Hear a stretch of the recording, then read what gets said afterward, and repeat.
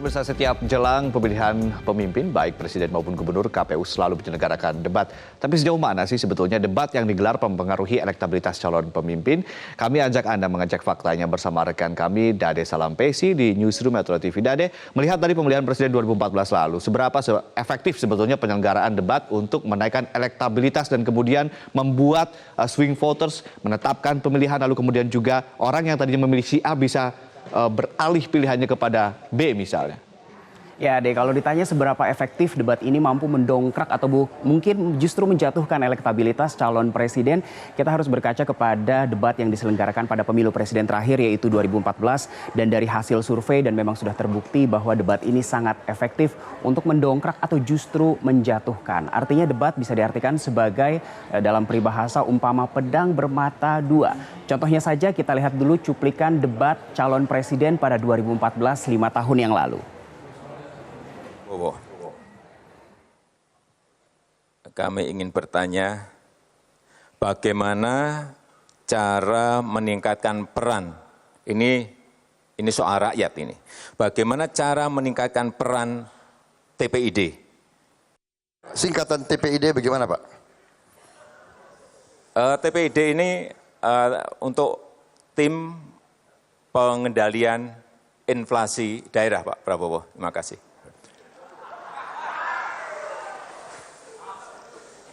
Bagaimana meningkatkan peranan?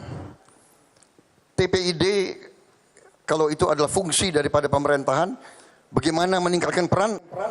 Ini hanyalah salah satu cuplikan debat yang sempat viral dan ramai diperbincangkan usai debat ini berlangsung, dan sekarang langsung saja kita lihat apa kata survei sebelum dan sesudah debat berlangsung pada 2014.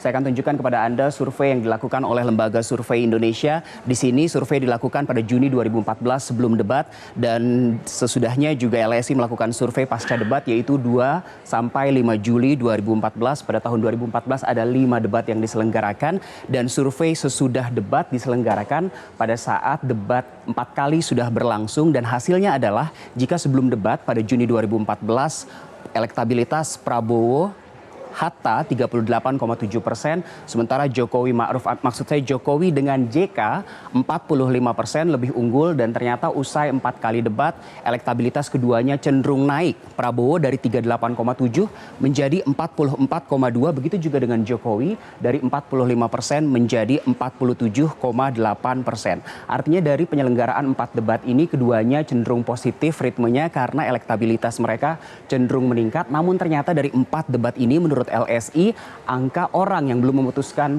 pemilih untuk memilih siapa juga meningkat dari 6,3% menjadi 8%. Ini survei menurut LSI. Kita lihat juga survei lain menurut SMRC, Syaiful Mujani Research Center, yang ternyata hasilnya cukup bervariasi. Mei 2014 sebelum debat Prabowo dan Jokowi, angkanya untuk Prabowo 39,2%, Jokowi lebih unggul 48%. Dan pasca debat keempat, Prabowo naik menjadi 44,9%, sementara Jokowi JK turun. Ada fenomena turun di sini, 46,5%. Namun ternyata usai debat berikutnya, karena debat diselenggarakan 5 kali, elektabilitas Prabowo cenderung stagnan, tetap di angka 44,9%. Ini menurut SMRC. Sementara Jokowi yang dari 48 sempat turun, naik kembali ke angka 47,6%. Dan ternyata pemirsa, debat yang diselenggarakan selama 5 kali pada pemilihan presiden 2014 menjadi perhatian banyak orang dan bahkan menjadi perhatian publik. Kita lihat pemberitaannya pada 2014 sekitar 5 tahun yang lalu. Ini adalah cuplikan dari sejumlah media online, dan ternyata debat capres jadi trending topik di Twitter tidak hanya untuk di Indonesia, bahkan world trending topik di tingkatan dunia. Ada 3 isu. Di sini saya jelaskan dulu pukul 22 malam saat sesi debat sudah hampir berakhir. Hashtag debat capres masih berada di urutan nomor 1, poin pertama. Dan untuk poin kedua yang juga menjadi trending topik di Twitter yaitu pertanyaan JK yang dinilai menohok kepada Hatta Rajasa yang saat itu sebagai calon wakil presiden pendamping Prabowo. Dan untuk poin yang ketiga yang juga menjadi trending topik 10 besar dunia di urutan ke-8, yaitu masalah hak asasi manusia. Dari poin berita ini juga dapat dilihat bahwa yang menjadi perhatian pemirsa dan netizen tidak hanya kepintaran, tapi juga gestur dan hal-hal lain sebagainya. Bagaimana mereka, para calon presiden ini, menyampaikan inisiasi mereka untuk masa depan bangsa di debat tersebut. Karena ini menjadi trending topik, kita lihat dulu apa kata tokoh-tokoh. Saya mengutip salah satu tokoh yang kebetulan adalah politisi Partai Demokrasi Indonesia Perjuangan. Di sini ada Pramono yang menyebut bahwa kalau kita lihat dari gaya bahasa, postur tubuh, cara penyampaian, gestur mata, dan lain sebagainya, Jokowi disebut Pramono Anung menggunakan komunikasi yang gaya low context. Lalu apa kata Pramono tentang gaya komunikasi dari Prabowo Subianto? Prabowo, kalau Jokowi disebut menggunakan gaya low context, Prabowo disebut Pramono menggunakan gaya high context, di mana gaya bahasanya tinggi, tidak apa adanya, sangat struktur dan tidak langsung menjawab pertanyaan publik. Ini kata Pramono. Dan ternyata debat pada 5 tahun yang lalu tidak hanya mengundang cuitan atau komentar dari tokoh publik, bahkan pemuka agama kita lihat juga membuktikan atau mencuitkan pendapatnya dari debat tersebut. Ada juga influencer, ini adalah salah satu pemuka agama, Pastor Gilbert, melalui Twitternya mengungkapkan, di panggung kampanye selalu kelompok minoritas, jadi jualan kampanye. Namun di keseharian minoritas selalu tertindas dengan hashtag debat capres. Kita lihat cuitan dari influencer lainnya, dari tokoh yang ikut mencuitkan pendapatnya. Ini adalah Ernest Prakasa yang juga mencuitkan sesuatu yang unik karena dia bilang, gue amat percaya karakter orang kelihatan dari hal-hal kecil. Prabowo selalu berkata saya, sementara Jokowi selalu bilang kami, lagi-lagi dengan debat capres. Bagaimana dengan nanti malam? Kita tunggu, tapi kita lihat dulu apa kata orang lain. Ini adalah berikutnya cuitan dari Bapak Media Sosial Indonesia yang baru saja meninggal dunia beberapa waktu yang lalu, @Nukman, melalui Twitternya.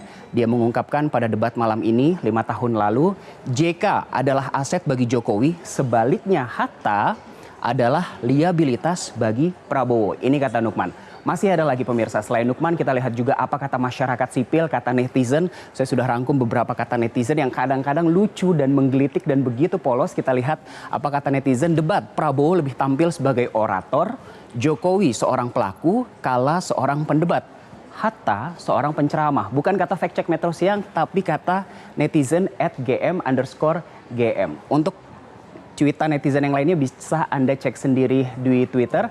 Tapi kita lihat dulu apa kata pengamat yang satu ini.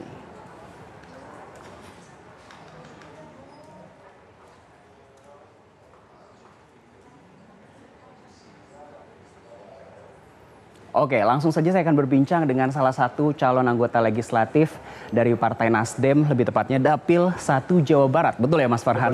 Selamat siang. Apa kabar? Baik.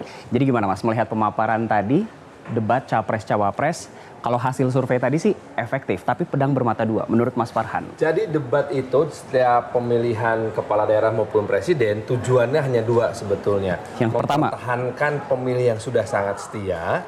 Kedua, berebut swing voters. Jadi jangan harap bahwa debat ini akan membuat perpindahan pemilih dari pendukung Prabowo jadi pendukung Jokowi, dari pendukung Jokowi jadi pendukung Prabowo, nggak mungkin ya. Nah itu dulu yang pertama. Jadi hal yang mesti dilakukan oleh kedua capres ini adalah jaga aman dulu. Harus main aman, jangan sampai membuat kesalahan. Kita ingat 5 Juli 2014, kenapa sampai almarhum Nukman mengatakan Hatta adalah liabilitasnya Prabowo? Yes. Karena Pak Hatta waktu itu tidak bisa membedakan antara Kalpataru dengan Piala Adipura. Oke. Dan itu dihajar abis sama Pak Dan di situ Hatta. jadi trending topik juga. Dan jadi trending topik. Ternyata dia nggak tahu apa-apa. Nah, jadi jangan sampai ada blunder dulu. Semuanya harus serba aman. Itu tujuannya untuk mempertahankan si para pengikutnya. Oke. Nah, sedangkan untuk merebut hati para swing voters, maka disinilah retorika menjadi sangat penting. Bagaimana sebetulnya Pak Jokowi akan menyampaikan retorika yang sangat mengerti dan menguasai masalah dan telah berbuat. Sedangkan Pak Prabowo saya pikir akan mengeluarkan retorika yang mengatakan bahwa kita dalam ancaman crisis is our Oke. brand. Mas Farhan, ini 2014, nanti malam Ya. debatnya juga untuk orang yang sama, Jokowi Ya. dan Prabowo. Nanti kita elaborasi lebih lanjut dan Yes. kita nonton langsung keseruan debat nanti malam. Jadi kita lihat saja untuk nanti malam, Ade, apakah untuk debat 2019 ini efektif untuk menaikkan elektabilitas atau justru menghancurkan elektabilitas? Baik, terima kasih Dade Salampesi atas fact check-nya dan tentunya nanti Kang Farhan juga akan bergabung bersama kami di studio bersama Kang Asep Iwan Iriawan.